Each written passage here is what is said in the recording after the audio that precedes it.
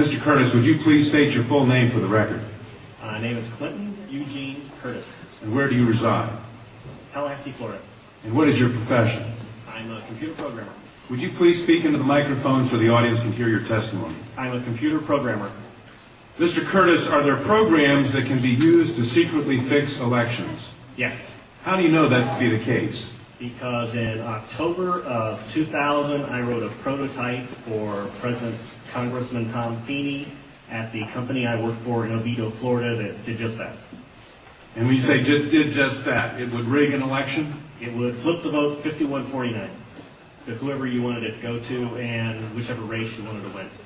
And would that program that you designed be something that elections officials that might be on county boards of elections could detect? They'd never see it. Mr. Would you answer that question once again? They would never see it.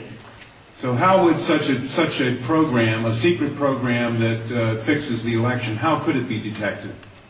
You would have to view it either in the source code, or you'd have to have a receipt and then count the hard paper against the actual vote total. Other than that, you won't see it.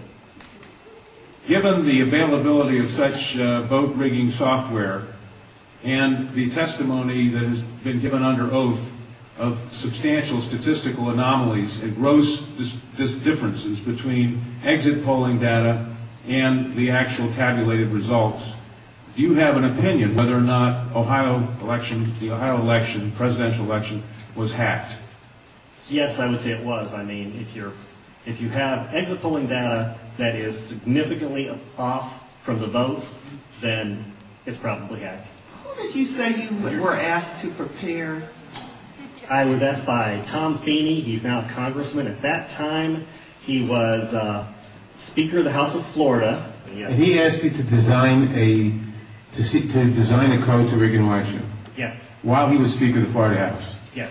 This was during or previous to the 2000 election? Yes, October into September. And did he ever express why he wanted a code to rig an election? No, I immediately assumed that they were trying to keep you guys from cheating them. So I wrote up the documentation of what you would look for in the source code, how you would make sure that you didn't get, taken advantage of, make sure that all voting machines had receipts, because that way you could back count the ones that looked a little funny. And I handed it. By receipts, you mean a paper trail? Yes, paper trail. And I handed that in to Mrs. Yang and said, here's your report, here's your program. And she said, you don't understand, we need to hide the fraud in the source code. Hide the fraud, not reveal the fraud. Not reveal the fraud, because it's needed to control the vote in South Florida, was what she said. That's what she said. And your testimony is under oath? Yes, sir. And the testimony you've given is true? Yes, sir. Thank you.